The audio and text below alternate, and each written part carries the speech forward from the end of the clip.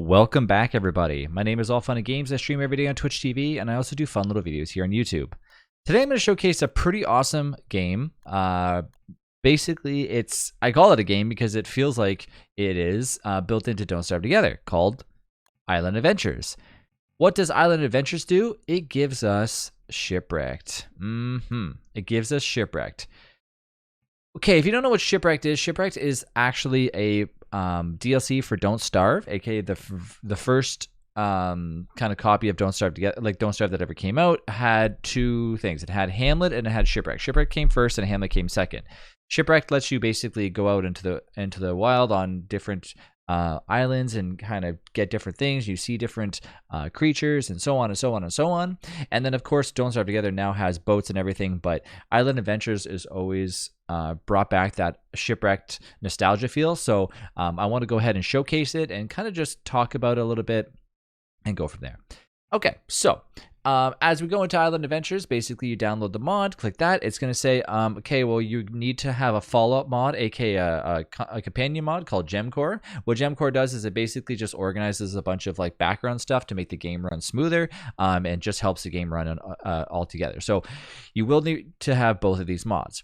As soon as you do that, you don't have to play around with world settings or anything like that, because basically what it's going to do is it's going to manipulate the world settings itself. So you're going to see now when you click on this, it's going to go, when you click on the forest, aka your world presets, it's going to say the top of the shipwrecked volcano. So basically meaning that it's just going to get this world gen situated. Now you can see this is all changed. So not only have they went through the process of actually changing how it looks for, you know, this outcome, it also changes all like the little individual things that you can spawn in. So if you say, okay, I don't want there to be anything at all for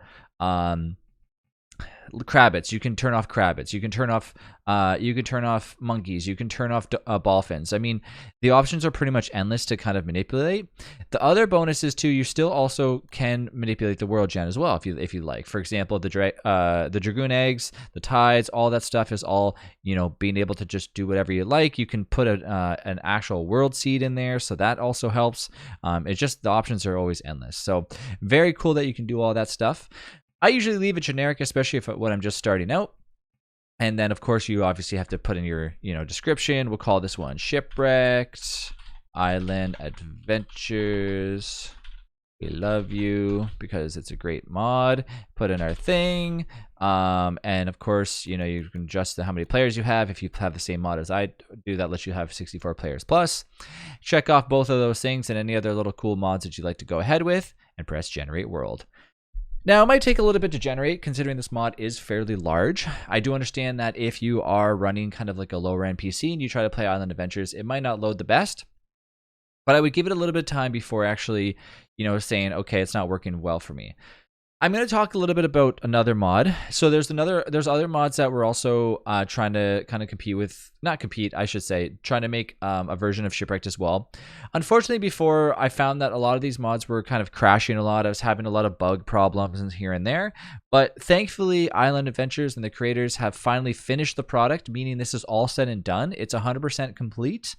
As far as I know, there are no bugs to this day that I can see. They released a finalized update April 30th. So that being said, everything is working great. I've seen a lot of people use it now, so I'm going to start using it a lot more and playing it a lot more. But yeah, if you want to go out there and do it and play Shipwrecked multiplayer. Now, keep in mind, Don't Starve Shipwrecked is a single player only, and it also, just like I said, makes it so you can't play with other people. It also is missing a few things which you would normally find in Don't Starve Together. For example, like you can use different characters in DST and all that other stuff too. So there's a lot of other reasons to play this on Don't Starve Together rather than just playing on a regular Don't Starve. And of course, I like playing multiplayer. I'm not a big fan of single player games. So that being said, it's always great to actually have a chance to play this with friends. Like I said before, the world will take a while to generate, considering the fact that it has to literally load a mod that is basically recreating the world of Shipwrecked. And as we get in, we should be on a beach, basically trying to get ourselves off of it. Now, if you want the Shipwrecked characters, there's a mod called Shipwrecked Characters. You can download that mod and use it with this. But if you want to just use default mods, you can do so. I'll choose my little friend Wendy. And we are in. And there you go. Now we're in the world of Shipwrecked.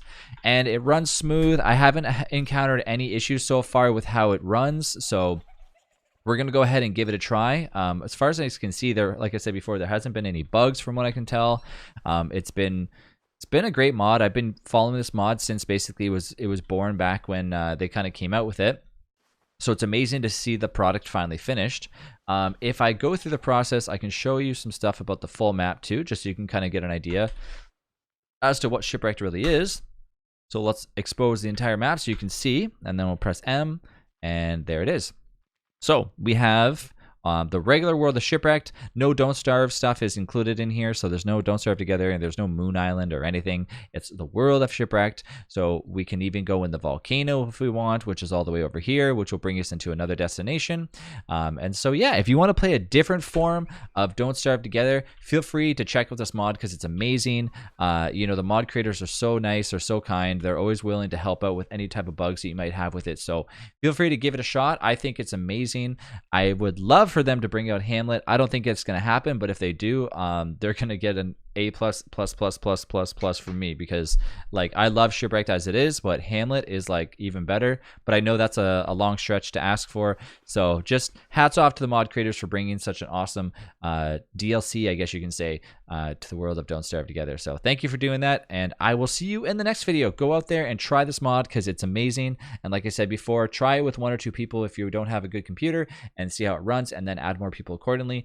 For me, I can normally host a world with 12 players. I'm going to go ahead and see if I can host a few players this afternoon, up to 8 players. So if you are looking to join in and test run this, you can play with me. Join in the world anytime, and I will see you in the next video. Thanks again for watching.